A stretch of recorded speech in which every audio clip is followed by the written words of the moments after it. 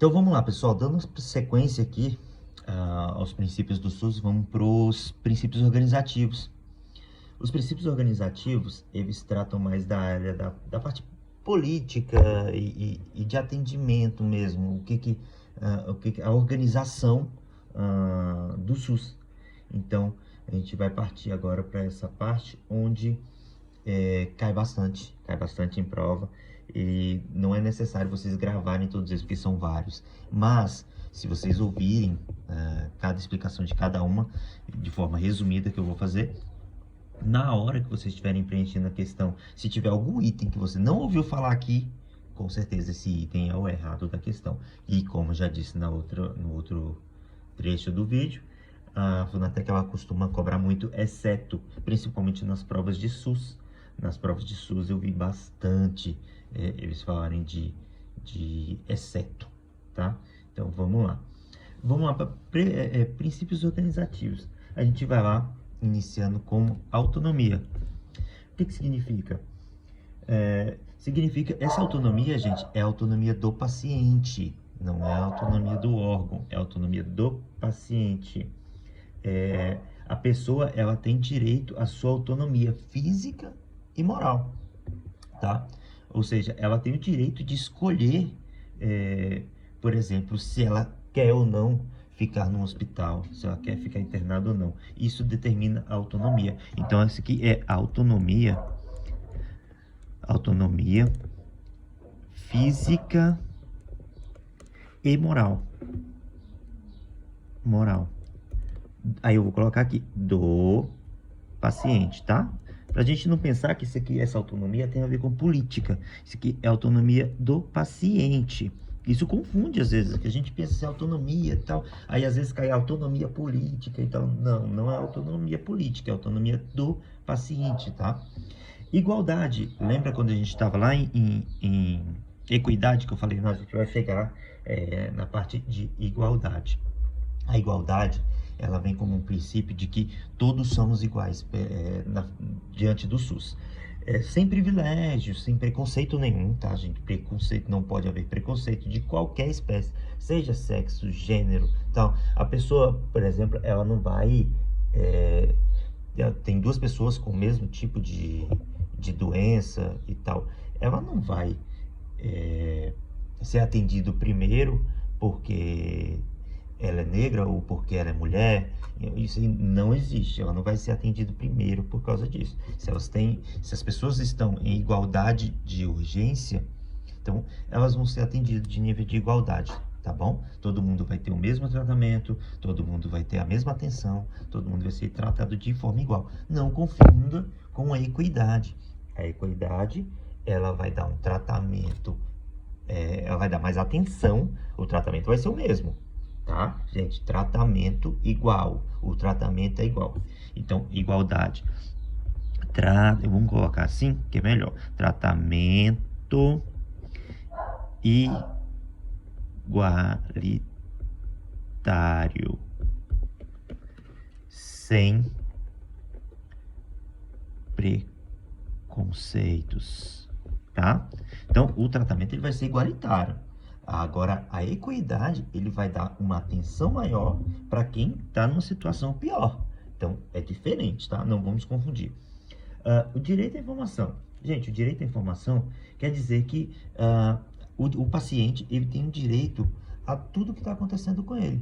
Ele tem direito de perguntar para o médico qual foi a medicação que o médico aplicou para ele. Ele tem direito de perguntar para o médico qual é o prognóstico, o que foi identificado, qual o diagnóstico, e o médico tem por obrigação a dar essa informação para o paciente, tá bom? Então, o paciente, ele tem o direito da informação de forma clara.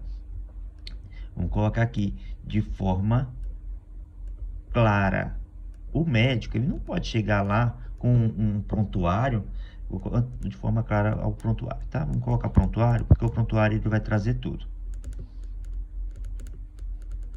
O médico ele não pode chegar lá com um prontuário, por exemplo, com um monte de nome técnico, com um monte de informação técnica e passar para esse paciente. Ele tem direito à informação de forma clara. O médico tem que resumir, tem que explicar. Se o médico não estiver conseguindo passar para o paciente de forma clara, ele tem que chamar assistente social para poder lidar com esse paciente ou a psicóloga do local. Mas o paciente ele tem o direito à informação de forma clara, tá? Então, é o direito à informação. A divulgação de informações. Vamos lá.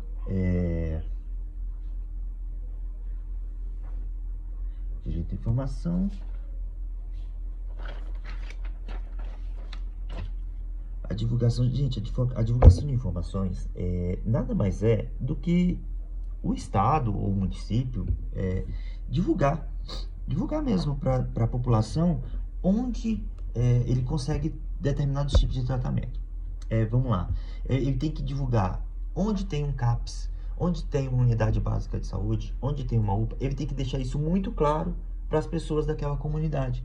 Então, todas as pessoas têm direito a saber onde ele consegue determinado tratamento, entendeu? Então, a divulgação é o direito de saber onde ir.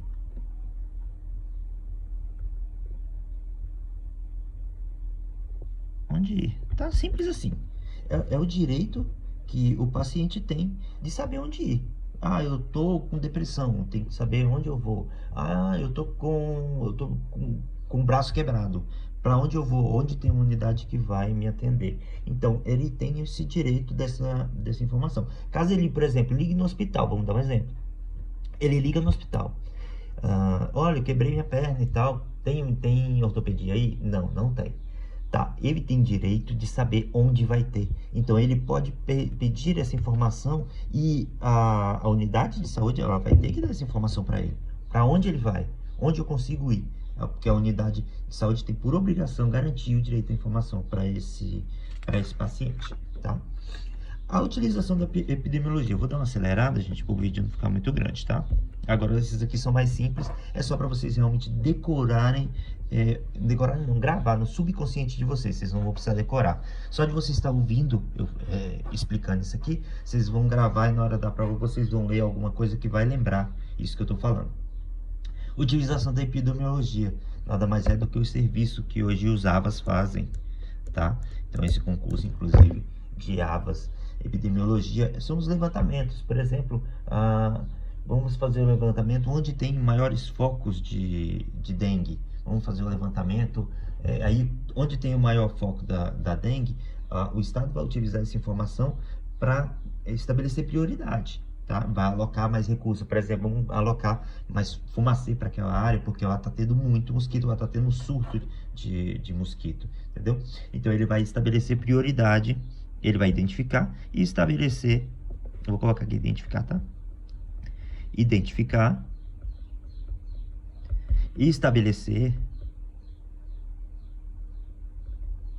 ele vai estabelecer a prioridade de alocação de recursos. Alocação de recursos. O que significa? É como eu falei, ó, por exemplo, tem um carro do fumacê. A gente tem, vamos colocar em Brasília, vamos colocar que tem 10 carros de fumacê. Eu não tenho nenhum caso o pessoal da epidemiologia detectou que no Gama tem poucos casos, mas na Santa Maria está infestado de mosquito.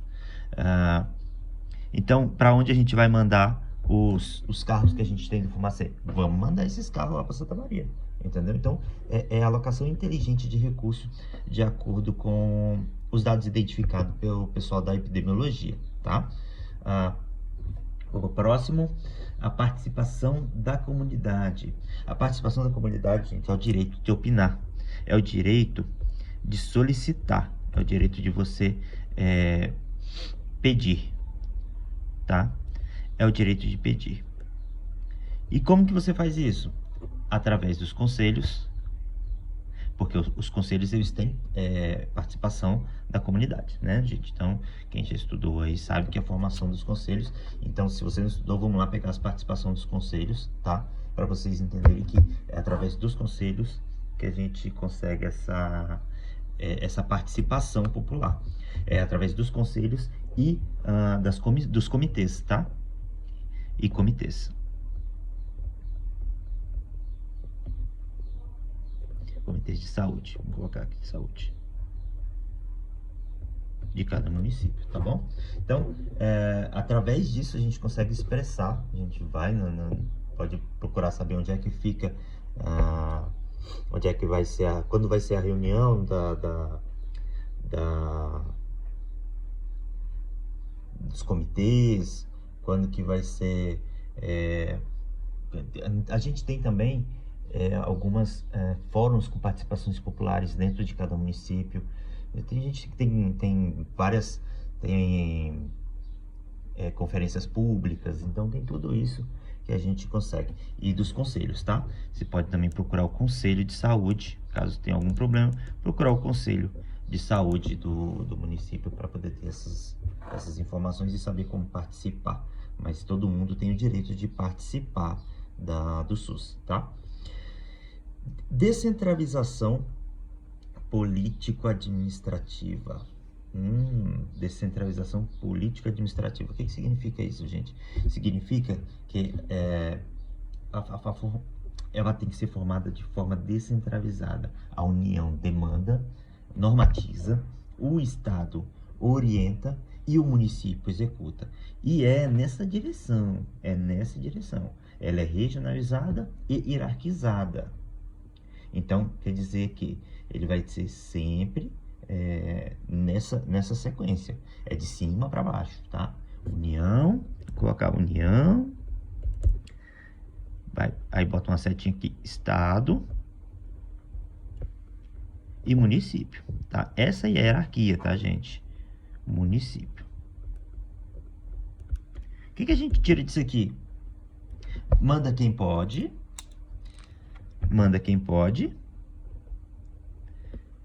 E obedece quem tem juízo. Manda quem pode, obedece quem tem juízo. Entendeu? Então obedece quem tem município. Porque o município é quem realmente executa. O Estado, ele intermedia, tá? Ele intermedia. Não tem acento não, tá, gente? Esquece esse acento aí. Nada a ver. Tá? Então, a União, ela determina as diretrizes, normatiza, repassa para o Estado organiza, intermedia e o município executa. Tá? No Distrito Federal, o Distrito Federal executa essas duas etapas, tá? Sozinho. Tá? O Distrito Federal, ele exerce a função de Estado e município, tá bom? Nessa descentralização política, beleza? Eu tinha colocado aqui conjunção dos recursos, mas antes disso a gente tem uma integração de nível, onde eles vão falar de intersetorialização. Vamos colocar aqui, intersetorialização. O que significa isso? É a integração dos níveis. Quando você junta vários setores em busca do bem comum. Esses setores são saúde, meio ambiente e o saneamento básico. Tá? Então, intersetorialização. Esse aqui eu nunca vi cair em lugar nenhum, mas eles sempre perguntam se fazem parte das diretrizes do SUS o cuidado com saúde, meio ambiente e saneamento, tá? Muitas vezes eles colocam aqui outras coisas que não estão incluídas, por exemplo, administração financeira, por exemplo, não tá bom? Então, vamos pro próximo. Não, falta a conjunção de recursos, né? O que é a conjugação? A conjugação de recursos é simples. Eles simplesmente vão juntar os seus recursos para atender o bem comum. Como que funciona? Por exemplo, eu tenho uma cidade que tem o tomógrafo e na outra vizinha não tem. Então, a gente vai compartilhar. Então, vamos colocar como compartilhamento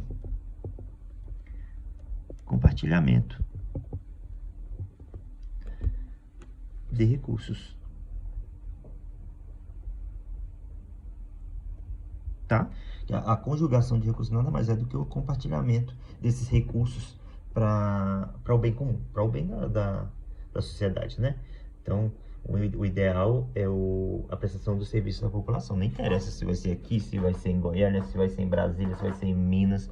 Isso não importa. Se eu não tenho aqui e tem outro hospital que tem o equipamento, a gente vai compartilhar. Eu vou mandar o meu paciente para lá, ele vai fazer os exames que precisa e ele volta para cá para dar continuidade ao tratamento, tá bom? Capacidade de resolução em todos os níveis. Isso aqui é muito simples, gente. A gente tem 3 níveis, né? O primário, secundário e o terciário, certo? Tem alguns que falam sobre quaternário e etc, tá? Mas a gente tem, para esses estudos, a gente tem esses 3 níveis. Então, vamos lá. Quais são esses 3 níveis? Vou resumir, gente, não leva isso para a vida. Eu tô falando, é isso que eu tô explicando para vocês entenderem, né, para fazer a prova de concurso, tá bom? Não quer dizer que eu sou 100% certo, então, mas vamos lá. Mas o primário é a entrada, tá? É a entrada, tá? Seria, por exemplo, o pronto-socorro. Lá é uma primária. Seria, por exemplo, marcação de consulta no posto de saúde. É primário, tá bom? Secundário. Secundário já é o tratamento, tá? É o tratamento. E o terciário é a recuperação. Recuperação. Bom, quanto a tratamento, eu acho que eu não preciso explicar, né? É o tratamento. O que é recuperação? A recuperação é a questão da... Vamos colocar fisioterapia, por exemplo. O paciente já se recuperou da fratura, tal, fez todo o tratamento. Vamos colocar, no nível primário, ele entrou com uma lesão, com a fratura, vamos colocar uma fratura. Ele entrou no pronto-socorro com uma fratura, nível primário. Ele passou pelo tratamento fez uma cirurgia e tal, nível secundário. E aí ele foi para recuperação, onde ele vai ficar na enfermaria, vai ficar internado, vai fazer fisioterapia só para recuperação. Essa é a parte terciária, tá bom? A recuperação desse paciente após todo o tratamento é a parte terciária. E o que é a capacidade de resolução em todos os níveis? Seria cada nível desse cumprir corretamente com o seu papel. Por exemplo, o setor primário dá assistência correta àquele paciente, encaminhar ele de forma correta para onde ele precisa ir. O setor secundário, fazer a cirurgia de forma correta, dar a atenção necessária para que o tratamento seja correto. E a terciária, recuperar ele até de fato ele estar habilitado, tá? Então, esse seria a capacidade de resolução. Se cada nível desse cumprir o seu papel, a gente tem uma saúde completa, a gente cumpre esse requisito, cumpre essa diretriz, tá? Então, vamos para o próximo. Organização dos serviços públicos. A organização dos serviços públicos é simplesmente a organização. É se organizar para não duplicar. O que acontece? Se o cara entra no hospital, vamos colocar o rapaz aqui de cima, ele entrou no hospital com a fratura, chegou lá no hospital, fez um raio-x e tava com a perna quebrada, tal, identificou que a perna direita dele tá quebrada, beleza. Mas aí ele foi pro médico, foi encaminhado lá pro médico, o médico falou, vamos fazer a cirurgia. Mas o médico identifica que esqueceram de fazer uma cirurgia, um raio-x completo da perna dele. Só identificou que tá quebrado da canela. E aí?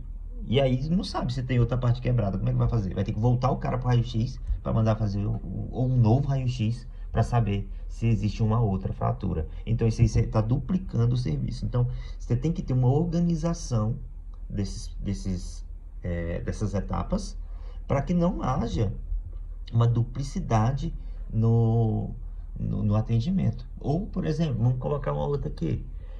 Você tem um paciente que deu entrada no hospital Ele fez todos os exames, tomografia, raio-x, blá, blá, fez tudo, beleza. E ele foi encaminhado para uma outra unidade de saúde, porque aquela unidade de saúde onde ele deu entrada não tem cirurgião. Só que chegou lá no outro hospital, como o sistema hoje, infelizmente, não há uma integração tecnológica, teve que mandar esses exames por um CD para essa outra unidade. Quando chega nessa outra unidade, o computador lá dessa unidade, onde tem o cirurgião, para onde o paciente foi, não tem drive de CD no computador. O computador é mais moderno, não tem drive de CD, não tem como ler, não tem como abrir os exames do paciente. Aí o que vai fazer? Vai ter que refazer todos os exames lá para poder verificar qual é a situação desse paciente, entendeu? Então, acabou duplicando por uma falta de organização, tá bom? Aí duplicou o serviço, isso vai onerar o serviço, vai deixar mais caro o tratamento e ainda vai prejudicar o paciente, tá bom? E vamos para esse outro aqui, que é, acho que é o último, tá? Então vamos para o último, que é a organização de atendimento específico e especializado para mulheres e, gente, olha só, isso é importante, e vítimas de violência doméstica, não é ou, tá? Não é ou, é e vítimas de violência doméstica. Por quê? Organização de atendimento específico e especializado. O que significa específico? Eu tenho que ter um médico que entenda daquela situação, tá? Eu não vou dar um atendimento genérico para uma vítima de violência doméstica, por exemplo, ou para uma mulher que está, por exemplo, tendo... eu não vou colocar um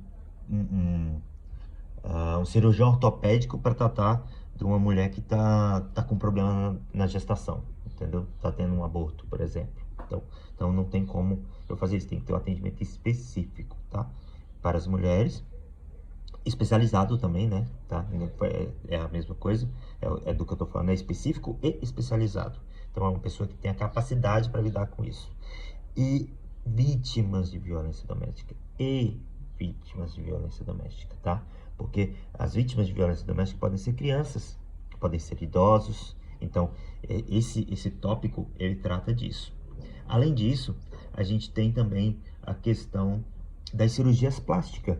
Então, essas mulheres que podem ser vítimas de violência, elas vão ter direito na rede pública a cirurgias plásticas. Só que tem um detalhe, gente, em cirurgia plástica, quando a gente coloca cirurgia plástica, muitas vezes pensa-se em questões estéticas, tá? Essas cirurgias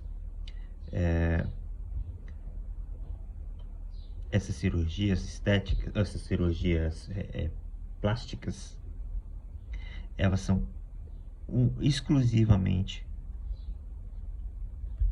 reparadoras, tá? Reparadoras, esse termo também é importante. Porque se na questão ele colocar cirurgias plásticas estéticas, tá errado, tá? São cirurgias plásticas reparadoras, tá? No caso de um câncer de mama, por exemplo, ela tem o direito de refazer uma cirurgia plástica para reparar o que ela perdeu da sua mama, por exemplo, tá bom? Então, são cirurgias plásticas reparadoras. Por exemplo, ela foi agredida e teve o nariz quebrado. O nariz dela ficou torto, por exemplo, e ela tem direito a essa cirurgia para reparar esse dano, tá? Não a pessoa tem um nariz grande, eu quero lá para afinar meu nariz. Não é isso, tá? Ela tem direito de reparar um dano, tá bom, gente? Então, com mais isso daqui, a gente encerra o vídeo de hoje. Ficou um pouco longo, mas é importante, tá bom? Eu acho que deu pra gente ter só uma ideia, uma dicasinha dessas outras, mas eu queria que vocês dessem uma principal atenção nesses três aqui, tá bom? Doutrinário, que são a universalidade, a integralidade e a equidade, tá bom? Dão atenção nesses três aqui e os demais dá uma lidinha e escuta esse áudio umas 2 ou 3 vezes aí, coloca no carro, coloca no fone, sei lá, coloca na beirada da sua cama enquanto você for dormir, que aí você vai gravar isso aí na sua mente e você não vai esquecer, tá bom? Então vamos lá, universalidade, integralidade, equidade, autonomia, igualdade, direito à informação, divulgação de informação, utilização da epidemiologia, participação da comunidade, descentralização político-administrativa, conjugação dos recursos ou compartilhamento, tá? Intersetorialização, passou. Intersetorialização, tá bom? Que é juntar vários setores em busca do bem comum. Capacidade de resolução em todos os níveis.